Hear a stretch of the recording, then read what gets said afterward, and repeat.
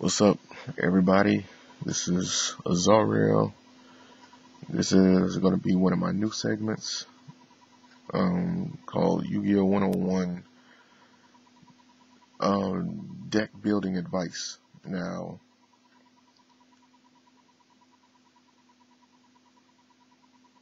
this series is just going to consist of me trying to explain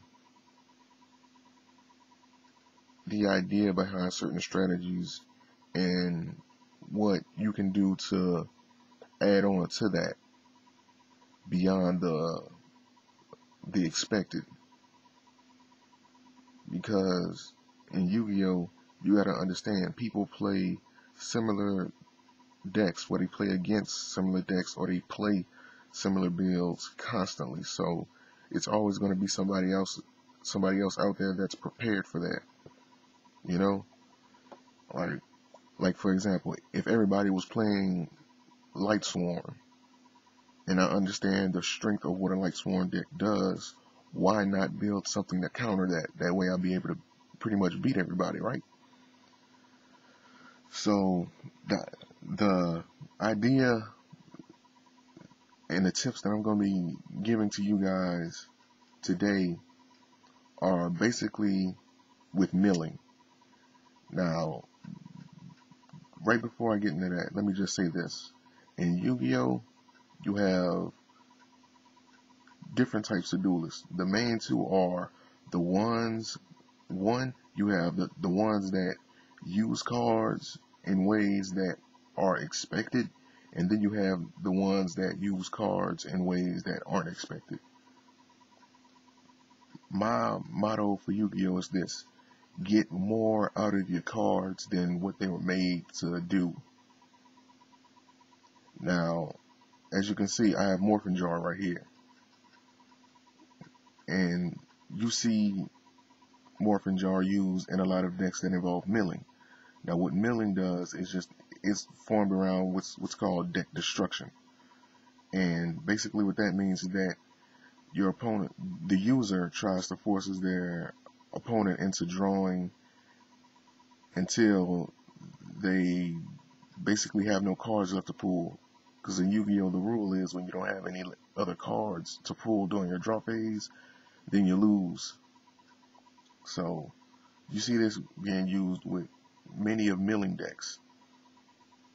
Now, my strategy is, well, not my strategy, but my thoughts and my theory is to get more out of your cards. That's my motto in Yu-Gi-Oh. If a monster has a certain effect, how can I expand on this effect? What cards out there can give me what cards out there could help me either one, like recover from this negative side effect of this monster's or spell or trap card's effect, or what can I do to use the positive of that and like just turn it into something more.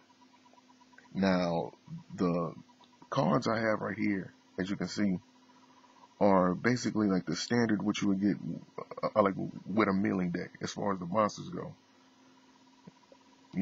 They compose of Needleworm when it's flipped. Let me get right here. Needleworm, when it's flipped, you discard 5 cards from the top of your opponent's deck to the graveyard. So basically they gotta mill 5 cards from their deck directly to the graveyard. Singing, just to help search out whatever. You don't really see Shieldworm in a milling deck, but it's good for defense, and when it's summoned, you switch it to defense position and you send 1 card from the top of your opponent's deck to the graveyard for each face-up insect monster you control at that time that is summoned. And of course you have Warm Worm, and when this card is destroyed, send the top 3 cards of your opponent's deck to the graveyard. So it's basically just based around mill. Now, it's going to be some decks that's going to use this, or basically it's going to be some deck builds out there that are actually like going to benefit from all of this milling. So instead of being so linear with your deck strategy, try throwing something else in there. When you're using a milling deck and you're using cards like, say for instance, like Needleworm and Shield Worm or Warm Worm, add in cards like Paralyzing Chain. That way you can at least get, say, 900 to 1500 of burn damage out of your opponent whenever you force them to mill a card from their deck to the graveyard. Because the effect of Paralyzing Chain is when the card is sent from your opponent's deck to the graveyard by a card effect, inflict 300 damage to your opponent. And this is good. You know, you're not being so linear with the strategy of your build. They won't see it coming. You know, they won't expect it, so most likely they won't be prepared for it. So you'll basically have a one-up. Of course, there's luck in drawing the right card, but, you know. Also, with cards like Morphin Jar, now this can be a big detriment for many factors. One being that it does forces your opponent to discard their hand and then draw 5 cards. But as far as like the strategy of Warm Worm and, you know, Paralyzing Chain, that's not gonna really, you know, come in handy for Paralyzing Chain. So like this is like a strategy inside a strategy. So if you just so happen to run all these monsters and then you do use Paralyzing Chain, you know, like if you're going with the strategy and you just happen to run Morphin Jar, you know, like this is gonna affect you too. So let's just say in the event that you are using Morphin Jar and your deck is like at lower numbers than your opponent's. So when you activate this effect, you know, like your opponent could have like 30 cards left and you can only have 10 cards left in your deck. Like, just try to tech in cards like localized tornado and chain it some Morphin Jar's effect. That way, you know, you can shuffle all the cards from your hand in the graveyard. Now, the effect of localized tornado is gonna take place first when you chain it to Morphin Jar. You activate when Morphin Jar is activated. Activate this, chain it to it, shuffle all the cards, and the effect of Morphin Jar is like still going to go through. So like, don't let nobody try to trick you or try to cheat you. It was flipped. That's how the effect activates. It doesn't need to stay on the field after that. Once it's flipped, you know, the effect goes through. Don't let nobody try to cheat you, you know, out of what the card effect does, because they do have people out there that will do that. Yeah. So like when you use this with localized tornado, normally this would just be a bad move altogether, because when you're shuffling cards from, you know, like the hand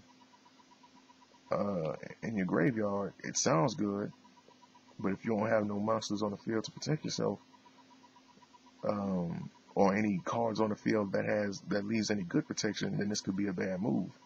But then again, why activate it, right? But like I said, tech it. But in the event, like the whole idea with Morphin Jar and localized tornado is that after the effect is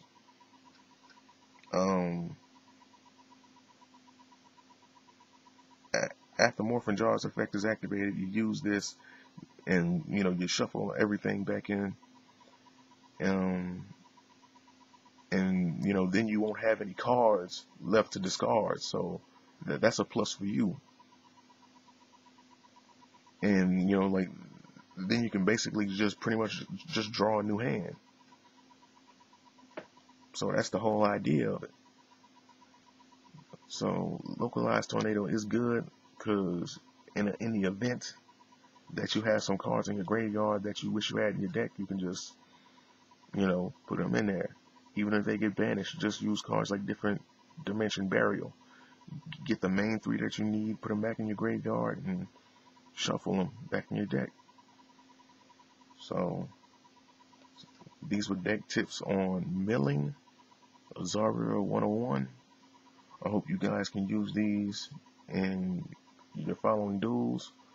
If you want to play me on Dueling Network, my name is the same as it is on here. Like, just to show you guys something. When you come on here and you want to look for somebody or add somebody else, you just come to where it says username. Let me see, hold on. Yeah, username, and then you just click right there.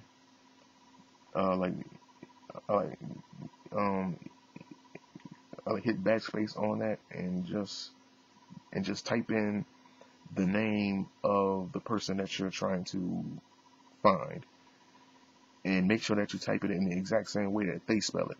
So like if they have like a bunch of exclamation points or whatever in their name, that's how you have to type it. You hit enter, they'll take you to their page, and you click on add friend, and then as you can see, all your friends' names are going to come on the online users list, and all your friends are going to be in blue, like right above the all the administrators, which are in green. So yeah, that's how you do that. But anyway, this was some deck tips from Azaria YuGiOh 101. I'll talk to you guys later, and as always, peace.